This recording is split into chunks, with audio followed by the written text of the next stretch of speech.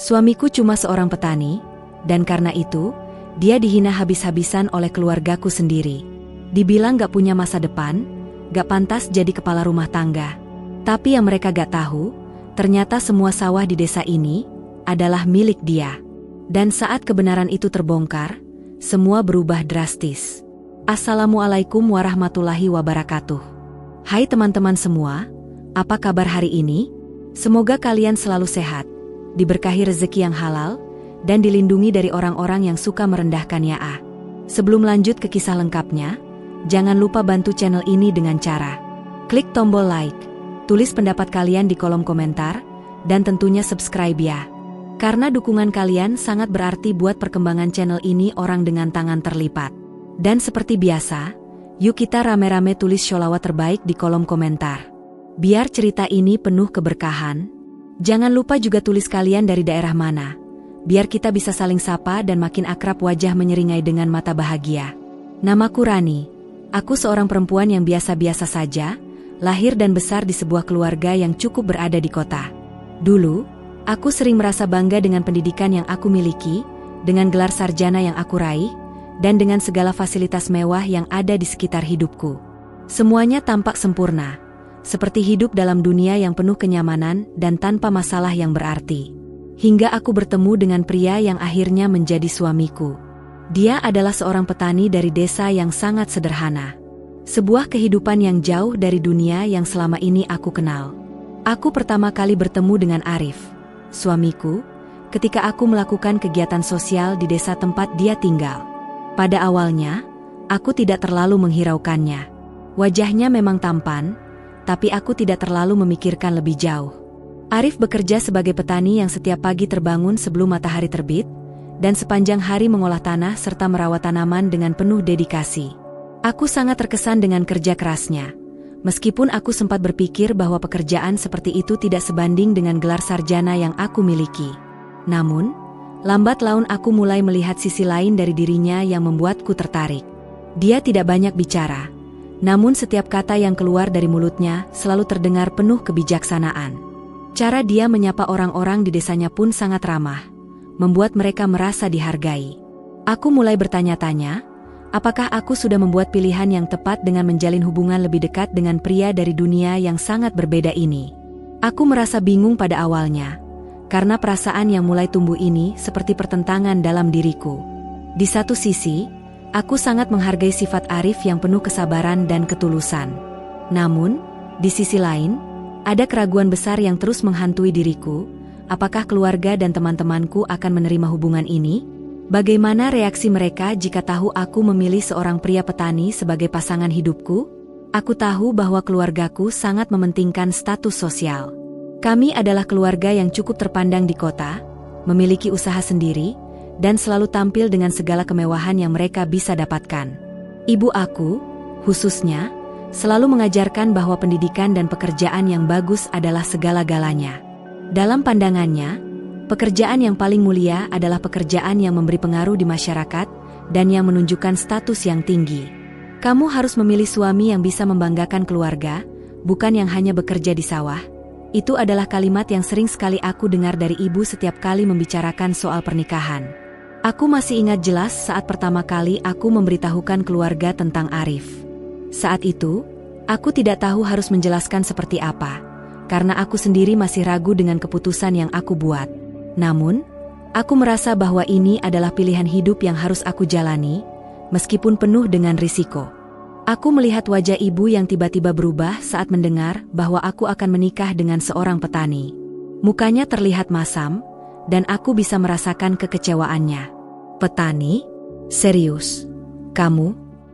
Itu adalah kalimat pertama yang keluar dari mulut ibu setelah aku memberitahunya.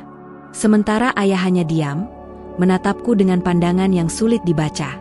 Aku tahu dia tidak menyetujui pilihan ini, tetapi dia tidak mau mengutarakan pikirannya secara terbuka. Mungkin karena dia tidak ingin membuat aku merasa tertekan, atau mungkin dia tidak tahu harus berkata apa. Namun, yang jelas aku bisa merasakan ada ketegangan yang membalut ruang keluarga kami. Saudara-saudara aku, terutama yang lebih tua, juga merasa aneh dengan hubungan ini. Beberapa dari mereka menyarankan aku untuk berpikir ulang, karena mereka merasa Arif tidak pantas menjadi pasangan hidupku. Tentu saja, aku tidak mudah terpengaruh oleh pandangan orang lain. Aku tahu bahwa cinta bukan hanya soal status sosial atau pekerjaan, tetapi tentang bagaimana seseorang memperlakukanmu, tentang seberapa besar rasa hormat dan perhatian yang dia berikan. Namun, meskipun aku yakin dengan perasaanku, tekanan dari keluarga tetap ada. Mereka terus-menerus mempertanyakan pilihanku, bahkan ada yang terang-terangan mengatakan bahwa aku pasti akan menyesal menikahi Arif. Kamu harus lebih realistis, Ran. Kalau kamu nikah dengan dia, kamu akan terjebak dalam hidup yang biasa-biasa saja. Kamu tidak akan pernah merasakan hidup seperti teman-temanmu yang menikah dengan pria berstatus tinggi, kata ibu suatu hari dengan nada penuh kekhawatiran. Meskipun begitu, aku tetap memutuskan untuk melanjutkan hubunganku dengan Arif. Aku mulai belajar untuk menerima kenyataan bahwa orang-orang di sekitarku tidak akan selalu mendukung setiap keputusan yang aku buat. Tetapi aku percaya bahwa cinta itu lebih dari sekadar materi atau status sosial. Arif memberikan rasa aman dan ketenangan dalam hidupku yang selama ini aku cari, meskipun aku harus menelan ejekan dan kritik dari keluarga besar. Waktu terus berjalan, dan pernikahan kami akhirnya dilaksanakan dengan sederhana di desa tempat Arif tinggal. Meskipun ada beberapa orang yang datang dari keluarga besar, jelas terlihat bahwa mereka tidak terlalu antusias. Ibu dan ayahku hanya datang karena mereka merasa itu adalah kewajiban sebagai orang tua. Mereka tidak mengekspresikan kebahagiaan yang seharusnya muncul di hari pernikahanku, malah ada kesan canggung yang terasa sepanjang acara. Aku merasa hati ini sangat berat, namun aku tetap mencoba untuk tersenyum dan bersyukur. Aku tahu bahwa di balik semua ini, aku akan menemukan kebahagiaan. Arif selalu meyakinkanku bahwa kebahagiaan bukan datang dari apa yang dimiliki seseorang, tapi dari seberapa besar kita bisa menghargai satu sama lain, bekerja keras, dan mencintai dengan sepenuh hati. Pada akhirnya, aku percaya padanya. Aku memutuskan untuk memilih hidup bersama suamiku, meskipun harus menghadapi kenyataan bahwa kami akan selalu dianggap remeh oleh keluarga besar. Beberapa bulan setelah menikah dengan Arif, aku merasa hidupku mulai berjalan dengan cara yang sangat berbeda dari apa yang aku bayangkan sebelumnya. Aku yang dulu terbiasa dengan kehidupan mewah, dengan segala kemudahan yang datang dari keluarga, kini harus beradaptasi dengan kehidupan yang jauh lebih sederhana. Arif dan aku tinggal di sebuah rumah kecil yang terletak di ujung desa, jauh dari hiruk-pikuk kota yang biasa aku tinggali. Meskipun rumah kami kecil, tapi ada sesuatu yang membuat aku merasa nyaman di sini, kehangatan rumah tangga kami, serta kesederhanaan hidup yang membalut kami. Namun, meskipun aku berusaha menyesuaikan diri dengan kehidupan baruku, ada satu hal yang tak bisa aku hindari, tekanan dari keluargaku. Keluarga besar kami yang dulu begitu bangga dengan segala prestasi yang telah aku raih, kini memandang rendah pilihan hidupku. Aku menyadari betapa pentingnya status sosial di mata mereka. Segala keberhasilan yang aku raih sebelumnya seakan-akan tidak berarti apa-apa ketika mereka tahu bahwa aku memilih untuk menikah dengan seorang pria petani. Statusku sebagai istri petani, menurut mereka, merusak segalanya. Aku tahu mereka khawatir bahwa aku akan kehilangan segalanya, kemewahan, pengakuan, dan penghormatan dari orang lain. Aku masih ingat, beberapa hari setelah pernikahanku, ibu mengundangku untuk makan malam bersama keluarga. Aku tahu ada sesuatu yang tidak beres saat aku memasuki rumah ibu. Ruangan itu terasa penuh dengan ketegangan. Semua orang menatapku dengan tatapan yang sulit dijelaskan, seperti ada yang ingin mereka katakan, tapi mereka menahan diri. Aku duduk di meja makan, berusaha tetap tenang meski aku bisa merasakan ketidaknyamanan yang menggelayuti atmosfer di sekitar kami. Ibu yang pertama kali membuka pembicaraan. "Ran, kami ingin bicara serius denganmu," katanya dengan nada yang lebih datar dari biasanya. Aku menatapnya dengan penuh perhatian, mengetahui bahwa perbincangan ini tidak akan mudah. "Kami ingin kamu tahu bahwa kamu berhak mendapatkan yang lebih baik dari ini. Tidak ada yang salah dengan Arif sebagai orangnya, tapi kamu harus mengakui, hidup dengan petani itu tidak akan mudah. Kami tidak ingin melihatmu jatuh ke dalam kehidupan yang sulit dan penuh keterbatasan." Aku terdiam mendengar kata-kata ibu. Kata-katanya seakan menamparku, membuatku merasa kecil dan tidak berarti. Tapi aku tidak bisa membiarkan diriku terlarut dalam keraguan. Aku tahu, meskipun ibu berbicara dengan penuh perhatian, sebenarnya dia khawatir tentang status sosial kami yang akan jatuh di mata orang lain. Bagaimana jika teman-teman ibu dan ayah tahu bahwa anak mereka menikah dengan seorang petani? Apa yang akan mereka katakan? Itu adalah kekhawatiran yang lebih besar bagi mereka dibandingkan kebahagiaanku. Suamiku, Arif, selalu berusaha sabar dan tidak pernah mengeluh meskipun tahu betapa beratnya tekanan yang aku hadapi. Dia selalu mengatakan bahwa yang terpenting dalam hidup adalah kerja keras dan ketulusan hati. Aku pun berusaha untuk memahami maksudnya. Arif selalu meyakinkanku bahwa kebahagiaan sejati tidak diukur dengan seberapa banyak uang yang kita miliki, tetapi dengan bagaimana kita menjalani hidup dengan penuh cinta dan rasa syukur. Tapi meskipun aku tahu itu, hatiku tetap terombang-ambing. Ada perasaan cemas yang terus menggerogoti diriku, apalagi melihat bagaimana keluargaku terus-menerus mencibir dan merendahkan pilihan hidupku. Beberapa minggu setelah pernikahan kami, ibu sekali lagi mengundang aku dan Arif untuk makan malam keluarga. Ini bukan kali pertama, tapi kali ini ada perasaan yang berbeda. Aku merasa ada sesuatu yang mengganjal, sesuatu yang lebih dari sekadar obrolan biasa. Ketika kami tiba, suasana di meja makan terasa semakin tegang. Arif, yang biasa bersikap tenang, tampak sedikit canggung. Mungkin dia merasa tidak nyaman dengan pandangan keluarga besarku yang terus menghakimi dan merendahkan profesinya sebagai petani. Sebelum kami mulai makan, ibu kembali berbicara. "Ran, kamu tahu kan kalau kami selalu ingin yang terbaik untukmu?" Ia menatapku dengan tatapan yang penuh arti. Aku mengangguk pelan, berharap bisa mengerti kemana arah pembicaraannya. "Kami sudah mengatur banyak hal untuk masa depanmu. Kami sudah menghubungi beberapa teman ayah untuk mencarikan pekerjaan di kota. Kamu bisa bekerja di perusahaan besar, mulai dari posisi yang baik. Itu adalah jalan terbaik untuk masa depanmu." Aku merasa dada ini sesak mendengar kalimat ibu.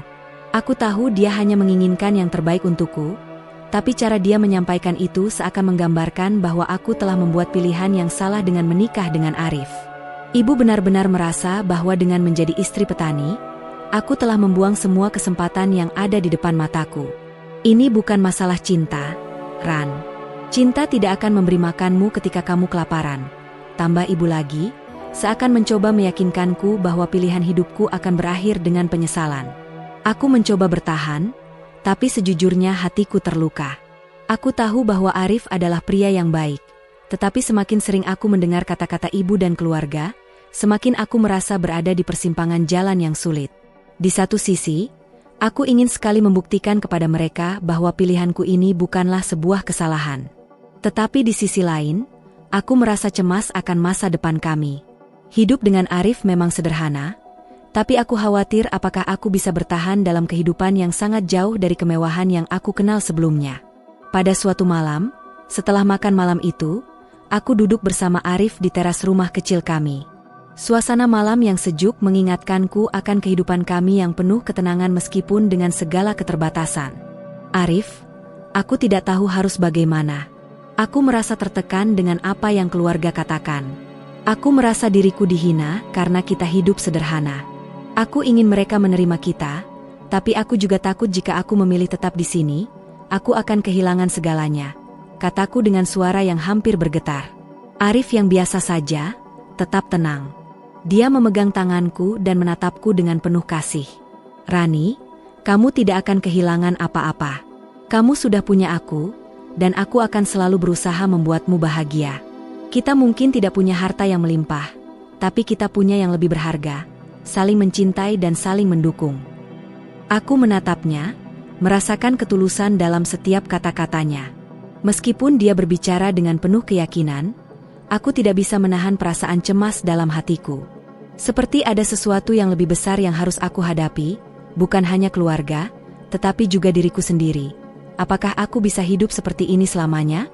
Waktu berlalu dengan sangat cepat, dan aku mulai merasakan beban yang semakin berat. Kehidupan bersama Arif memang membawa kedamaian dan ketenangan, tapi juga penuh dengan tantangan yang tak bisa aku hindari. Meski kami hidup sederhana, kami bahagia dengan apa yang kami miliki. Namun, kebahagiaan itu terasa seperti semakin terancam oleh pandangan dan penilaian orang lain, terutama keluarga besarku. Aku tahu bahwa setiap kali aku kembali ke kota untuk bertemu dengan keluarga, suasana hatiku selalu berubah. Ketegangan itu hampir selalu terasa, Dan aku mulai merasa bahwa setiap pertemuan itu lebih seperti sebuah ujian yang harus aku hadapi. Aku bisa melihat raut wajah ibu yang cemas, ayah yang sering mengalihkan pandangan, dan saudara-saudaraku yang mulai enggan untuk berbicara panjang lebar dengan Arif. Mereka sepertinya merasa canggung dengan kehidupanku yang kini begitu jauh dari kehidupan mewah yang selama ini mereka kenal. Satu hari, ibu mengundang aku lagi untuk makan malam. Kali ini, aku sudah merasa bahwa ada sesuatu yang besar yang akan terjadi. Ibu tidak pernah mengundang Arif dalam makan malam ini, hanya aku yang diundang, dan aku tahu betul bahwa pertemuan ini bukan hanya sekadar untuk makan bersama. Saat aku tiba, suasana di rumah ibu terasa sangat tegang. Ayah duduk di meja makan, dan beberapa saudara aku tanpa hadir, tetapi wajah mereka tidak menunjukkan tanda-tanda kebahagiaan. Aku sudah merasakan ketidaknyamanan itu, meski aku berusaha tetap tersenyum. Setelah beberapa saat duduk, ibu mulai berbicara dengan nada yang lebih serius dari biasanya. "Ran, kamu tahu, kami sangat mengkhawatirkanmu. Kami merasa kamu membuat pilihan yang salah," kata ibu, suaranya terdengar penuh kekhawatiran. Aku menatapnya, mencoba untuk tidak terprovokasi.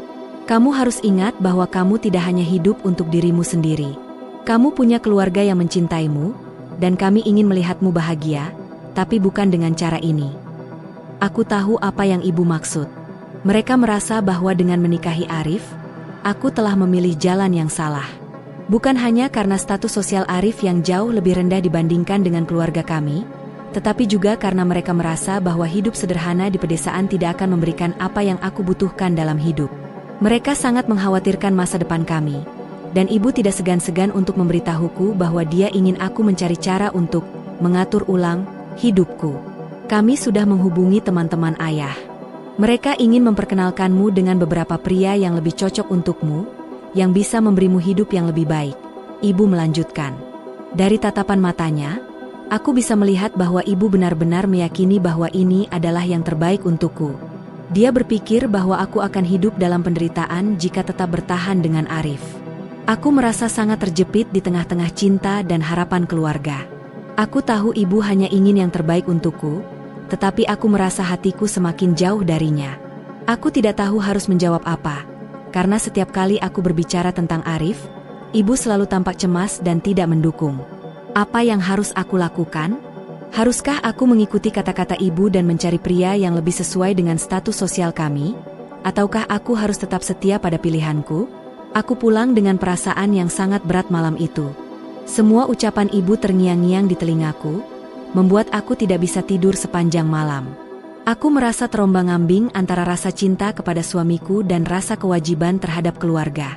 Tetapi ada satu hal yang selalu terngiang dalam pikiranku, apa yang benar-benar membuatku bahagia? Apakah kebahagiaan itu datang dari menerima harapan orang lain? Ataukah kebahagiaan itu datang dari membuat keputusan yang sesuai dengan hatimu? Beberapa hari kemudian, aku memutuskan untuk berbicara dengan Arif.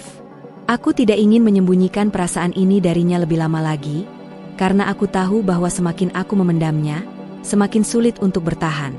Arif selalu mendukung keputusan-keputusanku, tetapi aku merasa bahwa dia juga mulai merasakan ketegangan yang sama. Dia tahu bahwa keluarga kami tidak pernah menerima hubungan kami sepenuhnya, meskipun dia tidak pernah mengungkapkan itu secara terbuka. Namun, aku bisa melihat kelelahan di wajahnya, seakan dia merasa tidak dihargai oleh keluarga besar kami. Aku ingin sekali membuatnya merasa diterima, tapi aku juga merasa terjebak di antara dua dunia yang berbeda. Dunia yang kujalani bersama Arif dan dunia keluarga besar yang mengharapkanku untuk menjadi sesuatu yang berbeda. Arif, aku merasa tertekan. Keluargaku tidak pernah bisa menerima kita. Mereka terus-menerus mencoba untuk mengubah pikiranku, menyarankan agar aku mencari jalan lain dalam hidup, kataku sambil menatapnya dengan penuh kecemasan. Arif menatapku dengan penuh perhatian, lalu dia menghela napas panjang. "Rani, aku tahu ini berat. Aku tidak pernah berharap keluargamu akan begitu, tapi aku yakin kita bisa menghadapinya bersama. Aku cinta padamu, dan itu yang paling penting bagi aku," jawabnya dengan lembut. Aku bisa merasakan ketulusan dalam suaranya, tapi hatiku masih dipenuhi dengan keraguan. Namun, malam itu, setelah berbicara dengan Arif, aku merasa sedikit lebih tenang. Aku tahu bahwa kami berdua saling mencintai dan ingin menjalani hidup bersama, meskipun dalam keadaan yang sulit. Tapi yang membuatku semakin bingung adalah tekanan yang datang dari keluarga. Aku merasa seakan-akan aku harus memilih antara dua hal yang sangat berharga, keluarga dan suamiku. Aku ingin membuat keluarga mengerti, tapi apakah itu mungkin? Aku ingin agar mereka melihat betapa bahagianya aku hidup bersama Arif. Tetapi aku juga tahu bahwa mereka tidak akan bisa melihat semuanya dengan cara yang sama. Beberapa minggu kemudian, aku mendapatkan kabar dari seorang sepupu yang memberitahuku bahwa ibu sedang berusaha keras untuk mencari jalan agar aku bisa bekerja di perusahaan besar di kota. Aku merasa hatiku kembali sakit mendengar ini. Mereka tidak pernah berhenti mencoba untuk mengubah hidupku, dan itu membuatku semakin bingung. Akankah aku mengikuti jejak ibu dan mencari pekerjaan yang sesuai dengan standar mereka?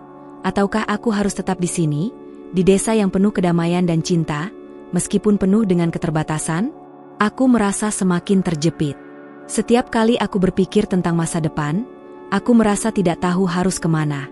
Aku ingin hidup bahagia, bersama Arif, tetapi aku juga ingin keluarga menerima pilihanku. Aku ingin mereka mengerti bahwa kebahagiaan bukan datang dari materi atau status sosial, melainkan dari bagaimana kita menjalani hidup ini dengan penuh cinta dan rasa syukur. Tapi akankah mereka pernah mengerti itu? Atau akankah aku terus hidup dalam perasaan terjebak di antara dua dunia yang berbeda? Pada akhirnya, aku menyadari bahwa tidak ada jawaban yang mudah. Kehidupan adalah pilihan, dan terkadang kita harus membuat keputusan yang sulit. Namun, satu hal yang pasti adalah bahwa aku mencintai Arif dengan sepenuh hati, dan meskipun keluargaku tidak sepenuhnya menerima pilihanku, aku harus tetap berjuang untuk kebahagiaanku sendiri.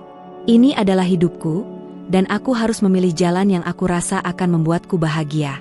Setelah semua yang aku hadapi, aku akhirnya menyadari satu hal yang sangat penting dalam hidup. Kebahagiaan sejati tidak datang dari apa yang orang lain pikirkan tentang kita, atau seberapa tinggi status sosial yang kita miliki.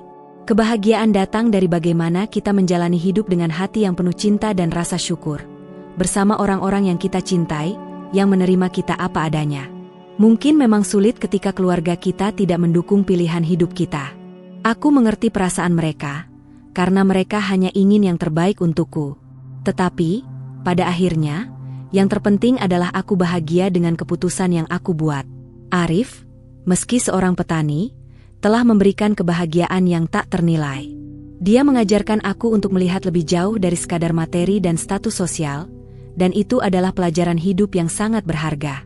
Kini, aku belajar untuk lebih menerima diriku sendiri, dan tidak membiarkan penilaian orang lain mengendalikan kebahagiaanku. Aku akan terus berjuang bersama Arif, menjalani kehidupan sederhana ini dengan penuh cinta, karena aku tahu, kebahagiaan sejati bukan tentang seberapa banyak harta yang kita punya, melainkan tentang bagaimana kita menikmati setiap momen yang ada. Bagi kalian yang juga pernah merasa tertekan dengan penilaian orang lain, ingatlah bahwa kebahagiaan kalian adalah milik kalian sendiri. Jangan biarkan apa yang orang lain pikirkan mengubah keputusan yang sudah kalian buat dengan hati. Semoga kisah ini bisa memberikan kalian pelajaran dan kekuatan untuk terus menjalani hidup dengan penuh semangat dan keyakinan. Jangan lupa untuk like, komen, dan subscribe jika kalian merasa terinspirasi oleh cerita ini.